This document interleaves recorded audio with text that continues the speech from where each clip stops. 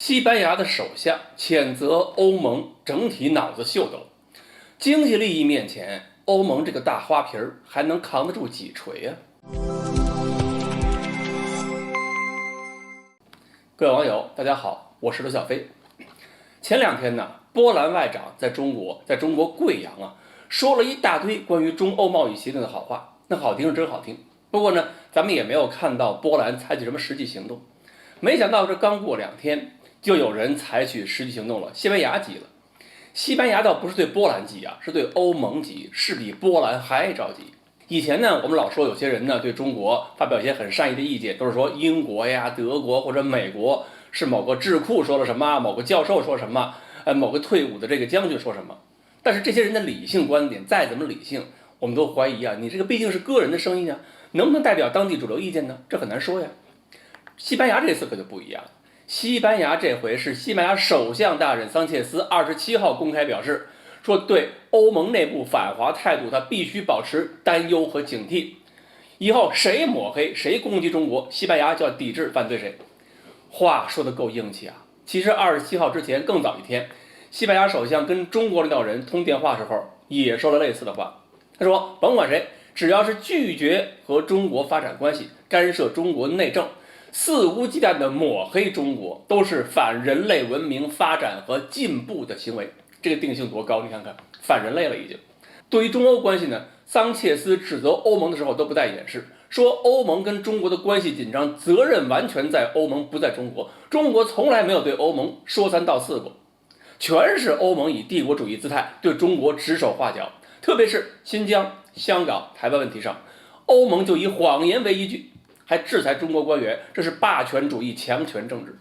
然后桑切斯还说，谁都不能绑架西班牙的外交政策，特别是欧洲某些政治势力、某些小国。那某些小国指哪些呢？我估计至少立陶宛正打喷嚏呢。立陶宛的波罗的海邮报已经说了，维尔纽斯当局就是他首都嘛，为了捍卫所谓的这共同的自由价值观不顾一切跟中国撕破脸，最后怎么样？欧盟伙伴在我们背后捅刀子。立陶宛的媒体说，退出中国和中东欧的17+1机制好像是挺需要勇气的，但是代价可多大，你自己想想看吧。可悲的是，当立陶宛做完这一切的时候，我们又发现再一次被欧盟出卖了。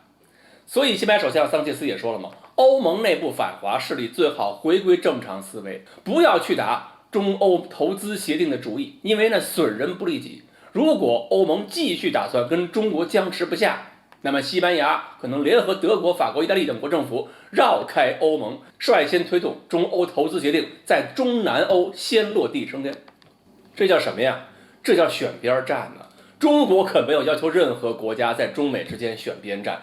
而且美国人自己也号称说过不要求盟国选边站。结果这回西班牙真的是选边站了，不仅他要选边站，还拉着德国、法国、意大利一起干。他能这么说，说明这几个国家在这政府内部应该是有相同的声音了，否则西班牙这位首相哪有把握说能拉那几个国家？前有塞尔维亚、匈牙利通过跟中国合作，在疫情防控问题取得成就。你看塞尔维亚不是已经说了吗？自从打了中国的疫苗之后，患新冠的患者死亡率降低了97%。然后呢，你再看看波兰，波兰在欧洲那儿吃完亏以后，美国人把波兰给耍了，最后波兰跑到中国这儿寻求缓和关系。再加上这次西班牙首相的态度，说明什么？说明欧洲政界已经撕开了一个口子，原来试图围堵中国这个水坝保不住了，口子撕开了，弄不好就是溃坝，就是一个多米诺骨牌效应，说不定就出现了。然后也许是一个接一个国家会放弃跟美国一起围堵中国。毕竟在当前的经济环境下，大伙儿都看得出来，谁有活力谁有真金白银谁能给欧洲好处？还是谁只是把欧洲当奴隶所以西班牙首相连续2天的发言说明了一个事实，就是美国已经给不了欧洲什么实际的好处了，只能给欧洲更多的所谓主义，各种所谓的思想，各种所谓的这种观念，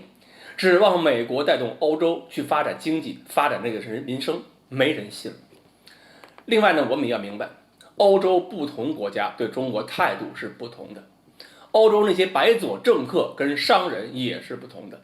对于那些极力反华的欧洲国家和政客，我们当然绝对不能客气，但是我们也要注意，对待欧洲国家，对待欧洲人，千万不要棍扫一大片。王毅外长前几天就中欧投资协定问题呢，也在努力破冰，强调应该改善中欧关系，逐渐实现关系的转暖。我们的某些媒体还要不要为了吸引眼球，继续编一些假消息激起民愤，塑造一个全欧洲所有人都在敌对中国的假象呢？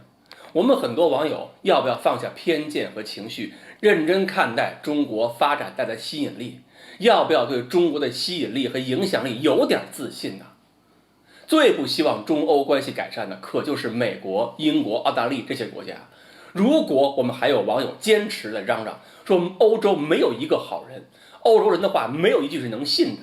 那我就要好奇问一问，您到底是哪头的？